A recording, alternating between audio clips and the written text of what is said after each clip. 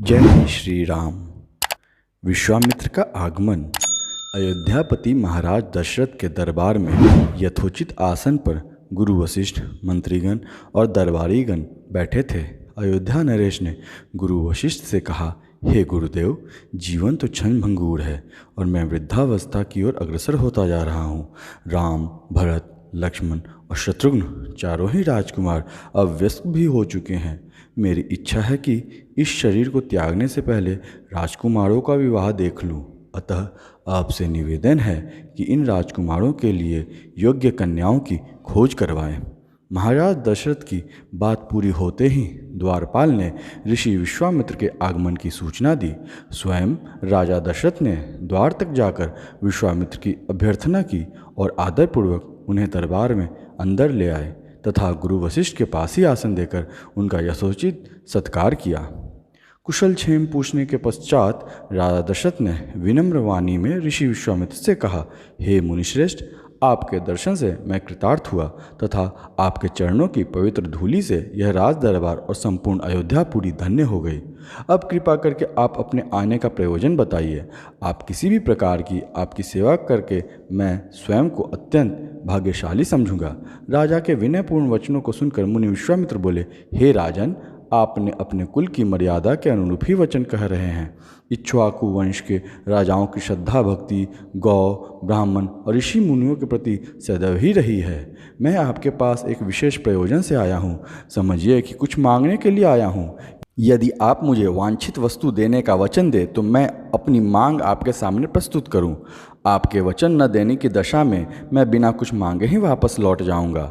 महाराज दशरथ ने कहा, हे ब्रह्मर्षि, आप निसंकोच अपनी मांग रखें। संपूर्ण विश्व जानता है कि रघुकुल के राजाओं का वचन ही उनकी प्रतिज्ञा होती है। आप मांगे तो मैं अपना शीश काटकर भी आपके चरणों में रख सकता हूँ।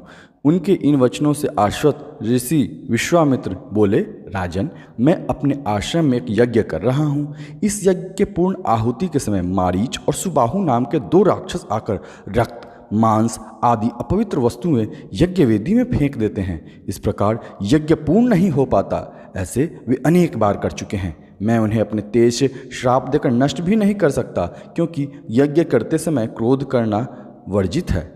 मैं जानता हूँ कि आप मर्यादा का पालन करने वाले ऋषि मुनियों के हितैषी एवं प्रजावत्सल राजा हैं। मैं आपसे आपके ज्येष्ठ पुत्र राम को मांगने के लिए आया हूँ, ताकि वह मेरे साथ जाकर राक्षसों से मेरे यज्ञ की रक्षा कर सके और मेरा यज्ञ अनुष्ठान निर्विघ्न पूरा हो सके।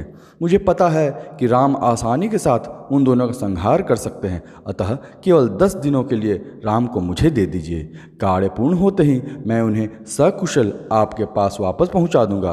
विश्वामित्र की बात सुनकर राजा दशरथ को अत्यंत विषाद हुआ। ऐसा लगने लगा कि अभी वे मूर्छित हो जाएंगे। फिर स्वयं को संभाल कर उन्होंने कहा, मुनिवर, राम अभी बालक है। राक्षसों का सामना करना उसके लिए संभव नहीं होगा। आपके यज्ञ की रक्षा करने के लिए मैं स्वयं ही जाने को तैयार हूँ।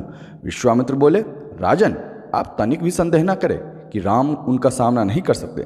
मैंने आपको योग बल से उनकी शक्तियों का अनुमान लगा लिया है। आप निशंक होकर राम को मेरे साथ भेज दीजिए। इस पर राजा दशरथ ने उत्तर दिया, हे मुनिश्रेष्ठ, राम ने अभी तक किसी राक्षस के माया प्रपंचों को नहीं देखा है और उसे इस प्रकार के युद्ध का अनुभव ही नहीं है। जब से उसने जन्म लिया है, मैंने उसे अपनी आंखों के सामने से कभी ओझल भी नहीं होने दिया। उसके वियोग से मेरे प्राण निकल जाएंगे। आपसे विनय है कि कृपा करके मुझे ससैन्य चलने की आज्ञा दे। पुत्र मोह से ग्रसित होकर राजा दशरथ को अपनी प्रतिज्ञा से विचलित होते देख ऋषि विश्वामित्र आवेश में आ गए। उन्होंने कहा, राजन, मैं जानता था कि रघुकुल में अब प्रतिज्ञा पालन करने की परंपरा समाप्त हो गई है। यदि जानता होता तो मैं कदापि नहीं आता। लो, मैं अब चला जाता हूँ। बात समाप्त होते होते उनका मुख क्रोध से लाल हो गया। विश्वामित्र को इस प्रकार क्रुद्ध होते देखकर दरबारी एवं मंत्रीगण भयभीत हो गए और किसी प्रकार के अनिष्ट की कल्पना से वे कांप उठे। गुरु वशिष्ठ ने राजा को समझाया, हे राजन, पुत्र के मोह में ग्रसित होकर रघुकुल की मर्यादा, प्रतिज्ञा पालन और सत्यनिष्ठा को कलंकित मत कीजिए। मैं आपको परामर्श देता हूँ कि आप राम के बालक होने की बात को भूलकर एवं निशंक होकर राम को मुनिराज के साथ भेज दीजिए। महामुनि अत्यंत विद्वान, नीति निपुण और अस्त्र शस्त्र के ज्ञाता हैं। मुनिवर के साथ जाने से राम का किसी प्रकार से भी अहित नहीं हो सकता, उल्टे वे इनके साथ रहकर शस्त्र और शास्त्र विद्याओं में अत्यधिक निपुण हो जाएंगे तथा उनका कल्याण ही होगा। गुरु वशिष्ठ के वचनों से आश्वस्त होकर राजा दशरथ ने राम को बुला भेजा।